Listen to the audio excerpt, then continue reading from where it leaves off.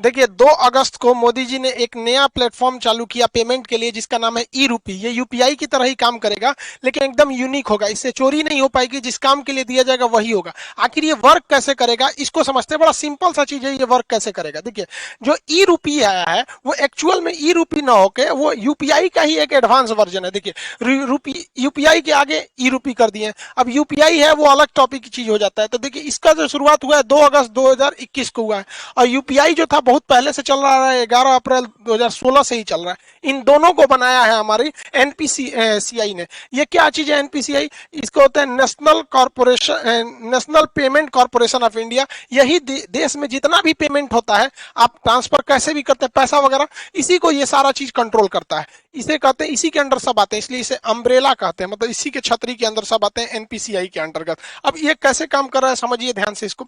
ये है, इसमें मैसेज या क्यूआर कोड द्वारा आपको एक स्पेसिफिक कोई भी सुविधा भेजनी होगी तो ये क्यूआर कोड द्वारा आएगा। क्यूआर का फुल फॉर्म क्या होता है? Quick response. ये बड़ी तेज रिस्पांस करता है, कहीं पेमेंट कटाना है क्विक रिस्पांस तुरंत ये काट देता है। अब किसी के पास ही छोटका मोबाइल हुआ है ये वाला, अब इसमें क्यूआर कोड आएगा नहीं तो इसमें एसएमएस जाएगा, शॉर्ट मैसेज सर्विस। ये एसएमएस के थ्रू आपको एक कोड मिल जाएगा, वो कोड जिसको दीजिएगा उतने बदले आपको वो सुविधा दे देगा। तो ये आता कैसे, अब ये कैसे काम करेगा इसको ध्यान से समझते हैं। जैसे अगर सरकार किसी को कंबल देना चाहती है तो सरकार के पास पहले यही 2 ही रास्ते थे, या तो उसको कंबल दे या तो उसको पैसे दे। बीच में से पूरा कंबलों गायब हो जाता था, पैसों गायब हो जाता था। किताब देना चाहती है तो भाई कोई भी चीज, या कपड़ा देना चाहता है, खाना देना चाहती है, तो सरकार के पास यही रास्ते।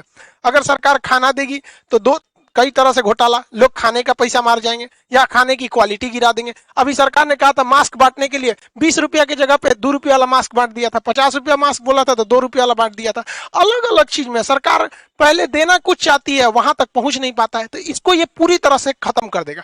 क्योंकि ये स्पेसिफिक जिस पर्पज के लिए दिया जाएगा आप वही काम यूज ही कर सकते हैं और जिसे दिया जाएगा वही यूज कर पाएगा। कैसे करेगा इसको समझिए। जैसे मान के चलिए ये एक किसान है भाई साहब, इनको, ये एक पर्सन है, इनको किस यूज के लिए सरकार पैसा देगी? सरकार ने इन्हें 1000 रुपया देना चाहती है कि आप जाके फर्टिलाइजर यूरिया वगैरह खरीद लीजिएगा। तो अगर इनको कैश पैसा दिया जाता तो कोई गारंटी नहीं थी कि वो यूरिया खरीदते कि कुछ और खरीद लेते। तो अब सरकार क्या करेगी, इनके मोबाइल पर 1000 रुपए का एक क्यूआर कोड भेज देगी। अब ये किसान सोचेंगे कि मान के चलिए सोचा कि एक काम करते हैं 1000 का यूरिया की जगह पे ना दारू खरीद लेते हैं शराब के दुकान पे। तो इनके मोबाइल पे आया है 1000 का क्यूआर कोड, इनको लगेगा कि भैया कहीं चलेगा। अब ये दारू के दुकान पे जाके कहेंगे कि हमको 1000 का शराब दे दीजिए, तो वो कहेगा क्यूआर कोड दीजिए। तो शराब के दुकान वाला जब क्यूआर कोड को स्कैन करेगा ना तो उसमें ये इनवैलिड कहेगा। क्यों? क्योंकि इस सब के पीछे खड़ा है एनपीसीआई। एनपीसीआई जो है इसने शराब वाले को ये वाला क्यूआर कोड का एक जुड़वा भेजा ही नहीं है। मैच करेगा तब ना पेमेंट होगा, इसने भेजा ही नहीं है। इसने किसको भेज रखा है? भारत में जितने भी यूरिया के दुकान वाले हैं उनके पास भेज दिया है यहाँ पर।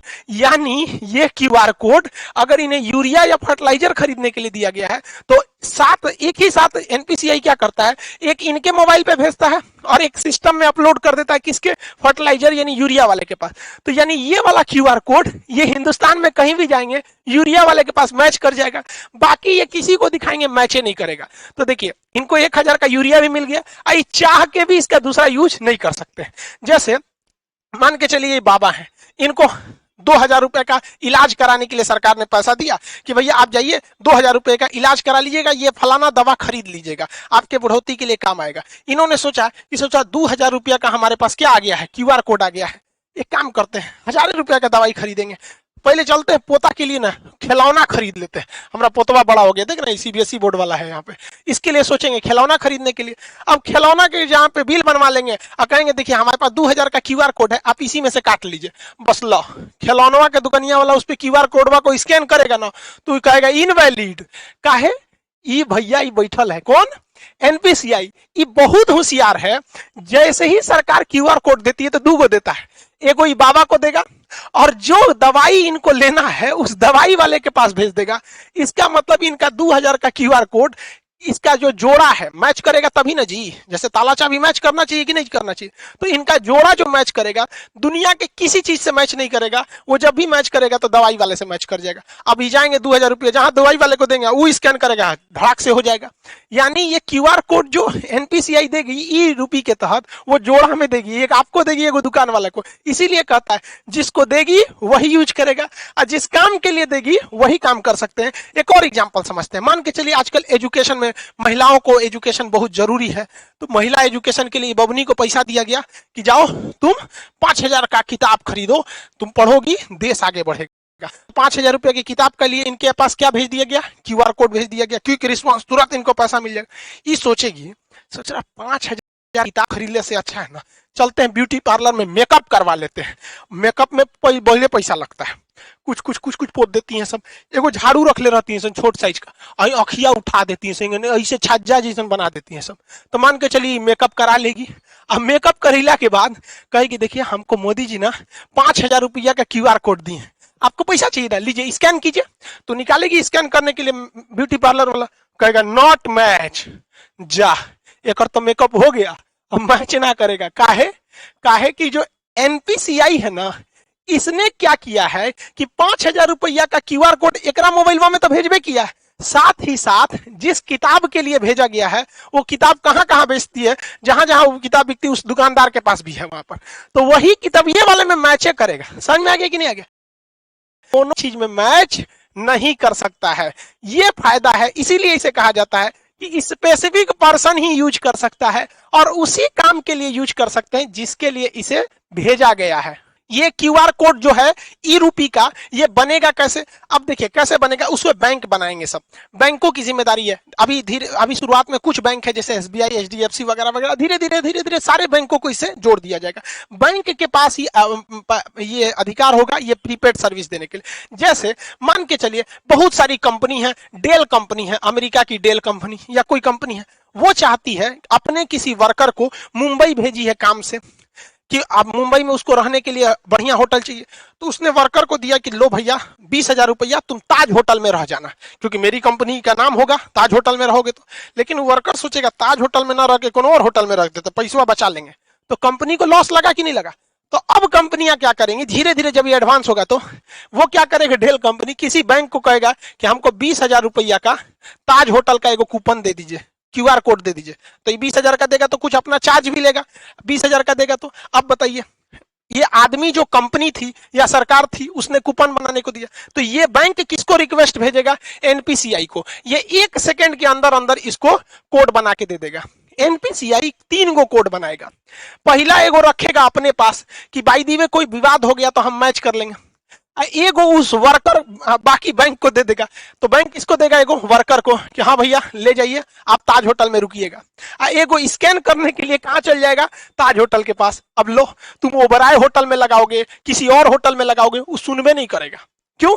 क्योंकि एक जोड़ा उस कर्मचारी के कहाँ पे था, वाउचर में दिया गया था मोबाइल में स्कैन करने के लिए। एगो किसके पास था, ताज होटल के पास, और एगो किसके पास है, एनपीसीआई के पास। कि बाद में कोई विवाद हो जाए कि ना मैच नहीं कर रहा है और कंपनी कहेगी ना ताजे होटल का ही है, मैच क्या नहीं करेगा, तो ये सुलझा सके। समझ में आ गया? इसके अलावे एगो ये अपने पास इसलिए रखता है कि मान के चलिए इसने भेजा और कर्मचारी आया ही नहीं, 1-2 साल तक नहीं आया, तो बाद में वो वाउचर बर्बाद नहीं ना होगा। तो एक फिक्स टाइम के बाद एनपीसीआई कहेगा उसे ताज होटल में जाइए, नहीं रहा है 2 साल हो गया, एक काम कर जिसका है पैसा वापस कर दे, लो भैया। तो इतना वेल डिसिप्लिन हो जाएगा ये चीज जिसका कोई हद नहीं। अब सरकार पहले याद कीजिए, पहले राजीव गांधी जब प्रधानमंत्री हुआ करते थे उस समय की बात है, वो कहते थे 100 रुपया भेजती है सरकार तो 55 रुपया पहुंचता है। अब बताओ भाई, अब तो इसमें टेक्नोलॉजी का है, 100 रुपया भेजेगी सरकार तो 100 रुपया पहुंचेगा, और जो ने चीज खाती भेजेगी वही चीज में पहुंचेगा, क्योंकि उसका जोड़ा 3 गो बनाया है। एगो एनपीसीआई रखा है, एक जिसके लिए आपको भेजा है, दूसरा जहां स्कैन करेंगे वहां पे।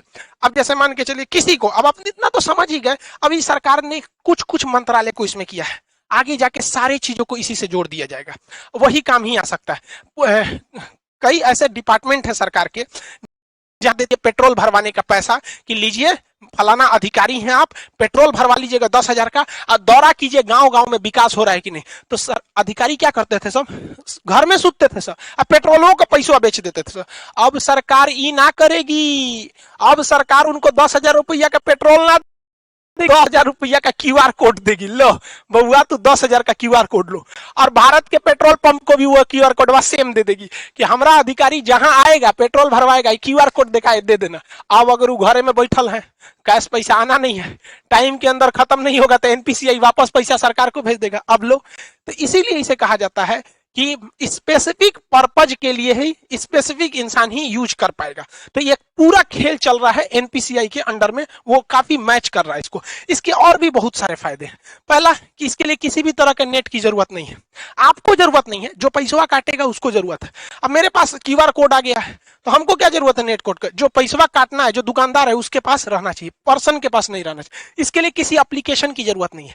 पहले आप पेमेंट पैसा देते थे यूपीआई के थ्रू या किसी के थ्रू, तो आपको कोई ना कोई, चाहे गूगल पे रखिए, पेटीएम रखिए, भीम रखिए, फोन पे रखिए, अब बड़ी ज्यादा था ससुरा पेमेंट टाइप, तो कोई ना कोई एप्लीकेशन की जरूरत है। ऐसा कोई अभी एप्लीकेशन की जरूरत नहीं है, आपके मोबाइल पे क्यूआर कोड आ जाएगा, रजिस्टर मोबाइल। दूसरा, इसमें किसी भी तरह के रजिस्ट्रेशन की जरूरत नहीं है। अभी क्या है, कोई मोबाइल से करना चाहता है तो फोन पे डाउनलोड कर लेगा, ले ससुरा केवाईसी नहीं है, रजिस्ट्रेशन नहीं है, 20 गो झमेला है, इसमें कोई रजिस्ट्रेशन की जरूरत, कोई लिमिट भी नहीं है, कितना का क्यूआर कोड बनाना है कितना, कोई दिक्कत नहीं है। अभी ये शुरुआती फेज में, आने वाले 4-5 साल बाद ये बहुत ही ज्यादा बढ़ जाएगा। एक वक्त था, आज से 10 साल पहले लोग एटीएम यूज करने नहीं जाते थे। एगो बैंक का एटीएम था ससुरा, कौन बैंक का था, आईसीआईसीआई का था कि एचडीएफसी का, उसमें हम आज से 10-12 साल पहले एटीएम का कड़वा लगाए थे, तो अंदर लेके चल गया था, धक धक करने लगा था, सोचा हमारा कड़वा अंदर ले गया, देगा कि नहीं देगा।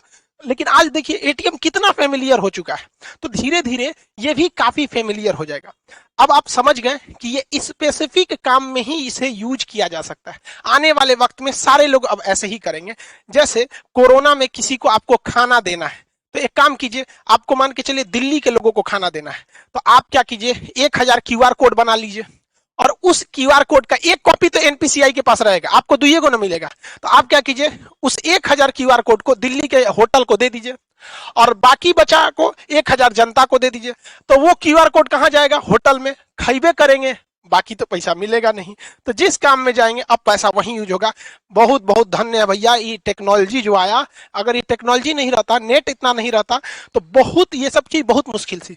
और एक तरह से अगर आप देखेंगे ना, तो डिजिटल इंडिया का यही फायदा है। और डिजिटल इंडिया को सफल बनाने में सबसे ज्यादा अगर कोई योगदान है तो जियो ने, जो शुरुआत में फ्री दिया, लोगों को इतना ना आदत दिला दिया कि लोग अब डिजिटल हो गए।